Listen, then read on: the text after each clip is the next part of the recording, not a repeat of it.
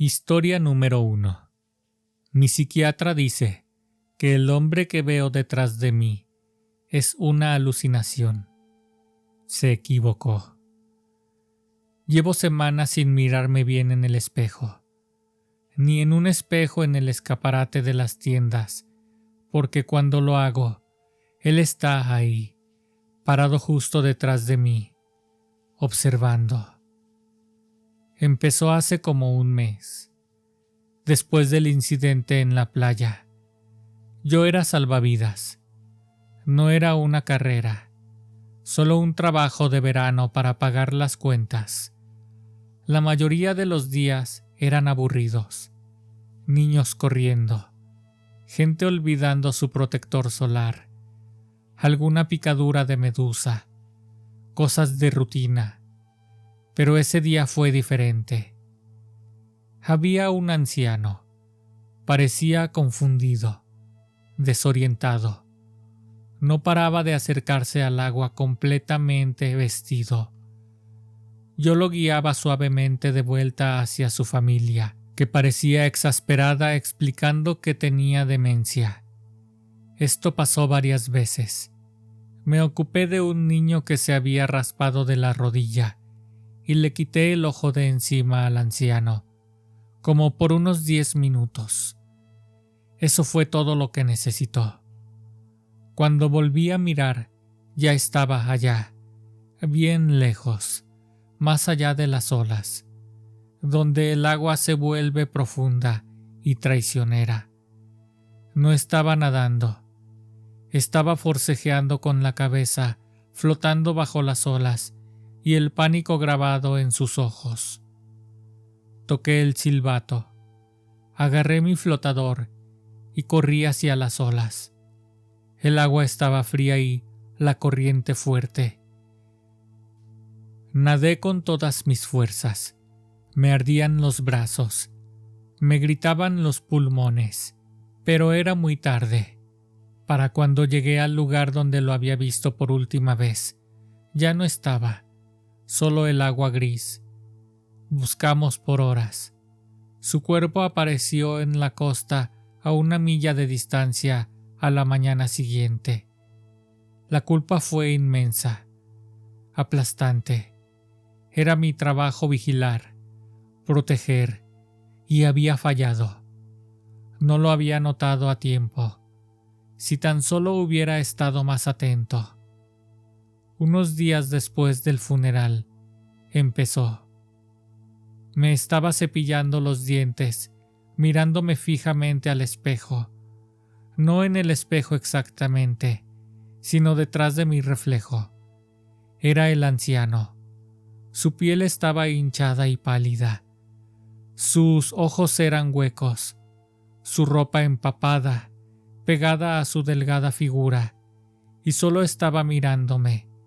Con ninguna expresión, solo mirándome como si estuviera esperando algo.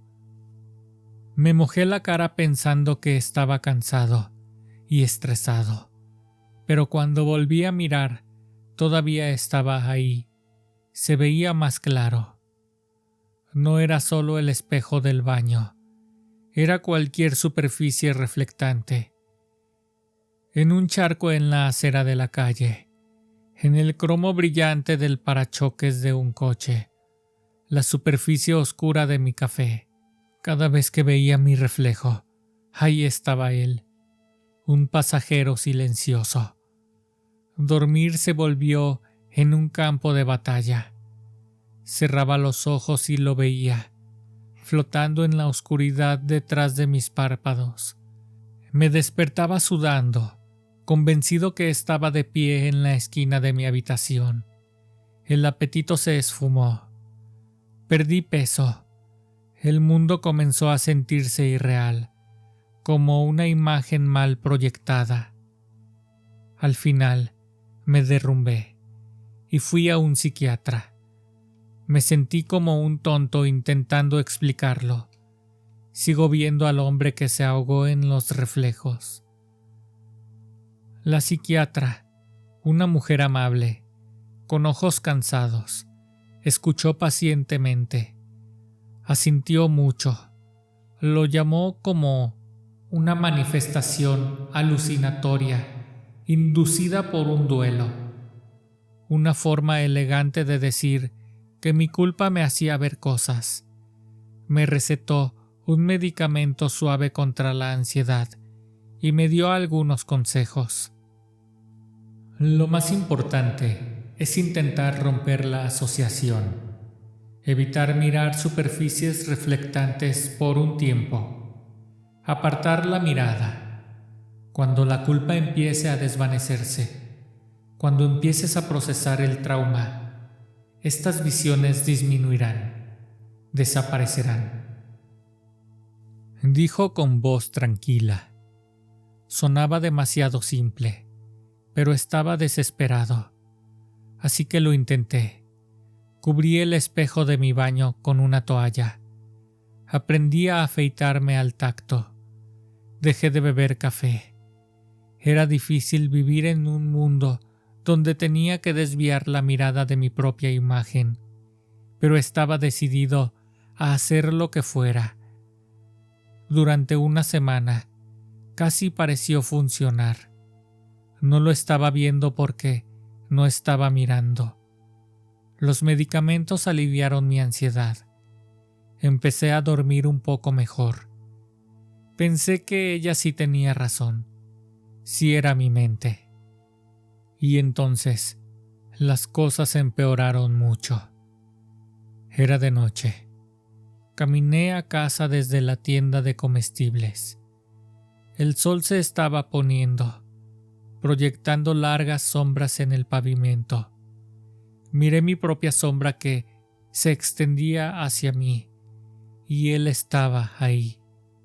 No un reflejo, una sombra superpuesta a la mía. Y esta vez había algo nuevo. Parecía más cerca, no físicamente en la sombra, pero la sensación de él era más intensa, más presente.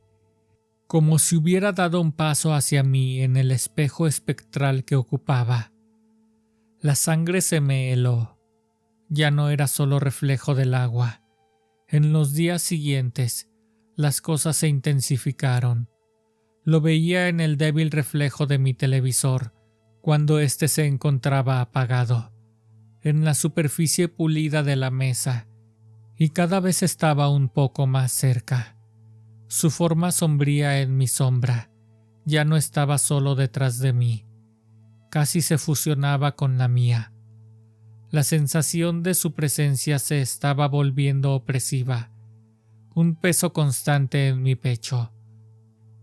El consejo de mi psiquiatra había salido muy mal. Evitar mis reflejos no lo había hecho desaparecer. Lo había hecho adaptarse, extenderse como una mancha. Dejé de tomar la medicación. No estaba ayudando. Esto no era una alucinación que pudiera medicar. Esto era otra cosa. Algo real. Y me di cuenta de algo. Algo que no le había dicho a la psiquiatra. Algo que no le había dicho a nadie.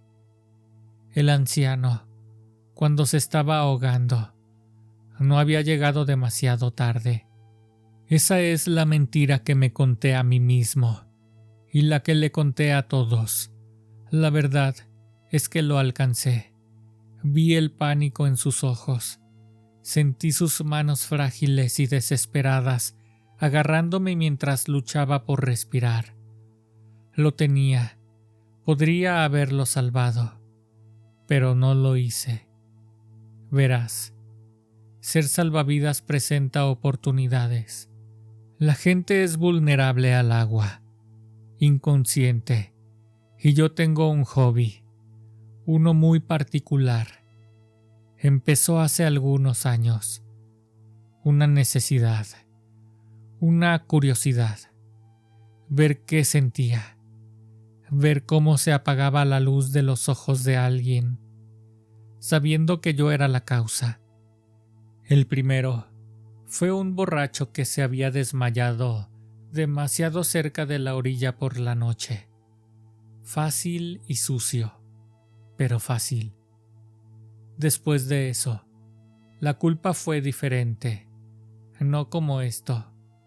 Era algo agudo, casi estimulante, un poder secreto, y se desvaneció rápidamente, especialmente después del siguiente.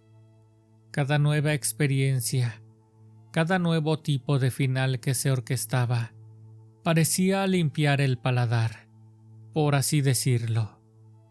La emoción de lo nuevo, el desafío, empujaba los viejos recuerdos hacia abajo. El anciano, con su demencia, era un nuevo tipo, tan vulnerable, tan confiado. Incluso en su confusión se suponía que era interesante. Una nueva textura para mi colección. Lo mantuve bajo el agua solo un momento más de lo necesario. Observé cómo las últimas burbujas escapaban de sus labios. Luego lo solté e interpreté el papel de salvavidas fracasado y afligido. Esta presencia espectral, este acusador constante. Esto no me había sucedido antes. Con los demás no hubo nada, solo la tranquila satisfacción de un proyecto completado. Pero él se aferraba a mí, o yo me aferraba a él. Decidí que la psiquiatra se equivocaba, pero tal vez el principio subyacente era correcto. Necesitaba romper la asociación, pero no por evitación, por repetición, superponiendo este mal recuerdo por uno nuevo, una experiencia fresca. Eso es lo que había funcionado antes. Así es como lo había manejado, los pensamientos persistentes después de la primera vez. Necesitaba volver a hacerlo. Durante una semana me senté en la silla, escudriñando las olas con la piel erizada. Cada ondulación del agua, cada destello del sol, me mostraba al anciano. Aún estaba ahí, todavía observando, más cerca ahora, su rostro casi tocando mi hombro, mirándome directamente, pero me obligué a mirar, a soportarlo. Estaba esperando. Entonces la vi, una mujer nadando sola, lejos de la orilla, lejos de la multitud. Era una nadadora fuerte, pero estaba aislada, vulnerable, perfecta. Esto lo arreglaría. Un nuevo recuerdo para sobreescribir el antiguo. Me levanté, agarré mi flotador, con el corazón latiendo con una emoción oscura y familiar que casi ahogaba el pavor. Corrí hacia la orilla del agua. Esta vez no llegaría tarde. Esta vez llegaría perfectamente a tiempo. La primera ola me llegó a los tobillos, y entonces sucedió. No fue un calambre, no fue un tropiezo, fueron manos heladas, increíblemente fuertes que surgieron de la arena bajo el agua, poco profunda, agarrándome los tobillos como grilletes. Grité un gemido ahogado y miré hacia abajo. No había nada ahí, solo el agua arremolinándose alrededor de mis piernas. Pero el agarre era real. Me estaba arrastrando hacia abajo. El pánico absoluto, algo que no había experimentado antes, explotó en mi pecho. Esto no era parte del plan. Me debatí pateando, intentando liberarme, pero las manos se mantuvieron firmes. El agua que me llegaba a los tobillos ahora me cubría la cintura. Podía sentir el fondo arenoso en mis pies. Esta vez grité de verdad, no la actuación que había perfeccionado. Arañé el agua, el aire, luchando contra la fuerza invisible que intentaba ahogarme. Por un momento aterrador, pensé que todo había terminado, el cazador convirtiéndose en presa. Con la última y desesperada descarga de adrenalina, me lancé hacia atrás, hacia la orilla. Las manos se resistieron por un momento. Los sonidos de los felices bañistas a 1.000.000 de kilómetros de distancia. Luego, lentamente me incorporé y miré el agua. Estaba ahí, de pie, en la orilla poco profunda, tan claro como la luz del día. No era un reflejo ni una sombra. El anciano empapado y sus ojos hundidos estaban fijos en mí. Pero esta vez había algo nuevo. Estaba sonriendo. Una sonrisa amplia, lenta, de conocimiento. Una sonrisa que te decía: te veo, sé lo que eres y no te vas a escapar. No era culpa, no era alucinación, era él, era real.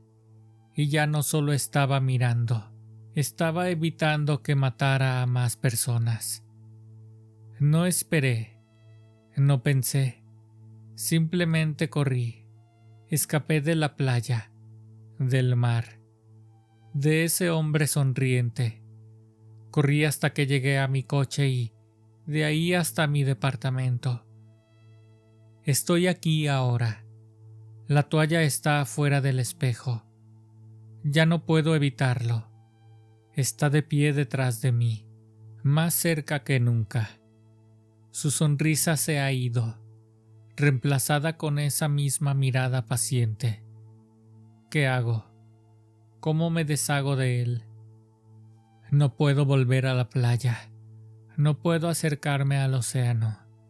Pero, ¿y si eso no es suficiente? ¿Y si se adapta como antes? ¿Y si esas manos no se limitan al agua? Pensé que yo era el depredador. Pensé que tenía el control, pero me equivoqué. Estoy atormentado. Estoy marcado. Historia número 2. Descubrí a un asesino en serie. No he dormido ni una hora durante varias semanas. Eso no es una exageración. Las pesadillas no me dejan cada vez que cierro los ojos. Estoy de vuelta ahí, en el bosque, caminando descalzo en un silencio, con un cuchillo de cocina en mi mano y un latido en mis oídos, que no estoy seguro de que sea mío.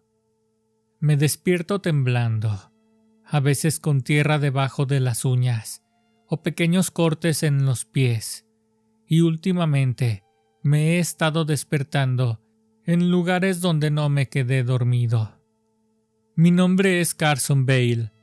Trabajo en homicidios para el condado. 20 años en la fuerza. He visto todo tipo de monstruos que este mundo puede producir, pero esta vez, este es diferente. Hay un asesino en mi ciudad, y creo que soy yo. El primer cuerpo fue encontrado hace 3 meses. Una mujer de unos 30 y tantos años, apuñalada, repentinamente. Su cuerpo estaba posicionado, como si lo hubieran arreglado para una foto. No luchó, como si supiera lo que iba a pasar. No encontramos ninguna huella, ningún ADN, solo un objeto en la escena. Un reloj de bolsillo plateado, grabado con el número 1. Al principio pensamos que era algo simbólico, una cuenta regresiva tal vez, o un trofeo. El caso es que estaba limpio, sin rastro de sangre, como si algo inhumano lo hubiera limpiado. El segundo cuerpo llegó 9 días después. El mismo reloj de bolsillo, esta vez grabado con el número 2. Después de la víctima número 4, El departamento lo nombró El Vigilante. La ciudad empezó a entrar en pánico. El alcalde salió en las noticias. Mi capitán me dio autorización total para formar un grupo de trabajo. Traje técnicos, perfiladores, incluso un psiquiatra, porque honestamente estaba desesperado. Pero ninguno de ellos notó lo que yo sí. El cuerpo de la víctima número 3 tenía un símbolo tallado debajo de las costillas. Parecía jeroglífico para los demás, pero yo lo reconocí, no por el trabajo, sino porque yo lo había dibujado antes, en los márgenes viejos de cuadernos, en servilletas, mientras estaba medio dormido. Me despertaba con garabatos por toda mi mesita de noche, y ese mismo símbolo siempre estaba ahí, como si mi mano se hubiera movido sola mientras dormía. Me dije que era una coincidencia, pero dejé de dormir después de eso, y anoche volvió a pasar. Me quedé dormido en mi escritorio, con la cabeza sobre una pila de archivos, y cuando reaccioné, estaba afuera sin zapatos, camisa empapada de rocío, un corte superficial en el antebrazo, y esto es lo que hizo congelarme, la tierra debajo de las uñas. No solo tierra, era tierra manchada de sangre.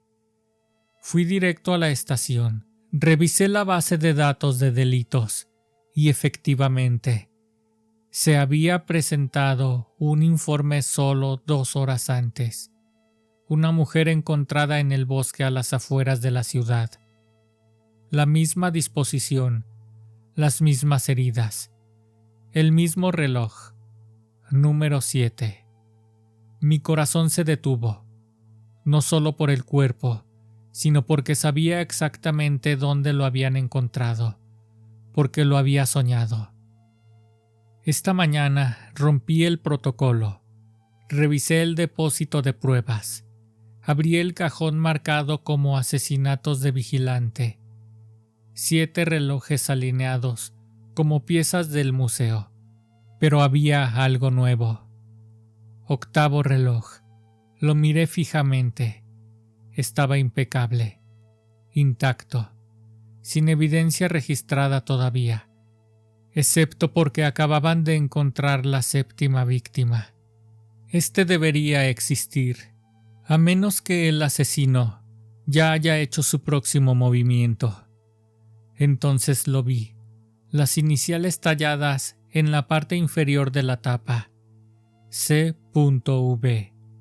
Las mías. No recuerdo haber conducido a casa. Apenas recuerdo el ataque de pánico que siguió. Cerré con llave todas las puertas. Tomé pastillas para dormir, solo para callar mi cerebro. Y fue entonces cuando volvió a pasar. Me desperté afuera. Esta vez hubo una voz. Alguien susurró mi nombre a solo centímetros de mi oído. Pero cuando me di la vuelta, no había nadie. Solo un objeto, colocado cuidadosamente en mi puerta. Un 9º reloj. Historia número 3. Algo anda mal con mi esposa. Empezó por algo pequeño. Apagaba la televisión y veía a mi esposa al borde del pasillo, a medias, en la sombra, sin teléfono, sin agua, sin razón de estar ahí. No estaba haciendo nada, solo estaba parada observando. Le pregunté si necesitaba algo. No respondió, solo se dio la vuelta y se fue. Pensé que no podía dormir, pero siguió pasando. La encontraba en diferentes lugares, pero siempre en la oscuridad, parada en la puerta del baño, agachada, detrás del mostrador de la cocina, apretada en las esquinas del armario de la habitación. Nunca decía nada, nunca se movía. hasta que yo lo notaba. Entonces se iba caminando tranquilamente como si nada. Una noche la encontré mirando fijamente a la televisión. Estaba apagada, durante casi 1 hora, sin moverse, casi sin parpadear. Le pregunté qué estaba haciendo. Solo dijo: escuchando. Puse cámaras, una en el pasillo, una en la sala de estar, otra en el dormitorio. Las primeras 2 noches no pasó nada. La tercera, a las 2:14 a.m., entró en el marco del dormitorio y se paró al pie de la cama, completamente quieta. No parpadeó. Durante 12 minutos completos. Tenía la boca ligeramente abierta. Luego se fue. Le mostré las imágenes al día siguiente. Se quedó mirando a la pantalla en silencio y luego dijo: no me acuerdo de eso. Después entró al baño y cerró la puerta con seguro. Las cosas se pusieron feas. Encontré sangre en el interruptor de la luz del pasillo, manchas en el interior de la puerta del armario, una toalla empapada y doblada debajo del fregadero. Ella afirmó que no era suya. Eso fue todo lo que dijo. Una vez me desperté y la encontré en el suelo junto a la cama, acostada boca arriba, con los ojos bien abiertos, mirando al techo. Otra noche estaba debajo de la mesa de la cocina, con algodón en la boca. Le temblaban las manos, pero no hablaba. Cuando intenté tocarla se estremeció y se echó hacia atrás en la esquina, como si yo fuera otra persona. Empezó a grabarme. No me di cuenta hasta que noté la luz roja parpadeante detrás del espejo. Había cámaras en las rejillas de ventilación, otra dentro de la caja de cereales, una más detrás del inodoro, apuntando a la puerta. La confronté y lo negó todo. Dijo: no estabas mirando. Alguien tiene que hacerlo. Me fui por 3 días. Cuando volví, todos los espejos de la casa habían desaparecido, no cubiertos ni destrozados, arrancados de las paredes. Encontré tierra en el suelo, como si hubiera estado caminando en círculos. Las paredes del pasillo estaban rayadas, no con palabras, sino con cortes largos y desiguales, del tipo de los que la gente hace cuando entra en pánico y no puede hablar. Esa noche me desperté y la encontré ahorcajada sobre mi pecho, sin moverse, solo mirándome fijamente. Sus ojos estaban desenfocados, su cara estaba pálida, tenía sangre seca en su mandíbula. No podía saber si era mía o suya. Sus manos flotaban sobre mi garganta, pero nunca me tocaron. Luego se inclinó como si estuviera escuchando algo dentro de mi cuerpo. Con la voz más pequeña susurró: tienes que seguir mirándome. Si apartas la mirada, olvido cómo parar. Parpadeé. Se había ido. La puerta trasera estaba abierta. El camino de entrada estaba vacío y había un martillo junto a la entrada principal. Todavía estaba caliente, todavía mojado. Ahora me despierto con sonidos que no están ahí. Pasos suaves sobre la alfombra. Un aliento fuera de la puerta del dormitorio. Clics en el pasillo, como si alguien estuviera probando la cerradura una y otra vez. Anoche revisé mi teléfono y encontré 39 videos nuevos que nunca tomé. Todos eran míos, comiendo, durmiendo, cepillándome los dientes. Todo desde atrás, siempre desde una distancia lo suficientemente lejana como para no darme cuenta. En el último video, estoy parado en la sala de estar, mirando algo en el suelo. La cámara se inclina y veo su cuerpo. Su cara está partida, sus brazos doblados hacia atrás, su boca sonriendo, moviendo sus labios una y otra vez. Lo ralenticé fotograma por fotograma. Las palabras son claras. Parpadeaste. Si estas 3 historias fueron de tu agrado, te pido por favor que me regales un like. Suscríbete a mi canal. Compártelo con tus amigos. Déjame tus comentarios. Será un placer leerlos. Esto fue un canal de Reddit.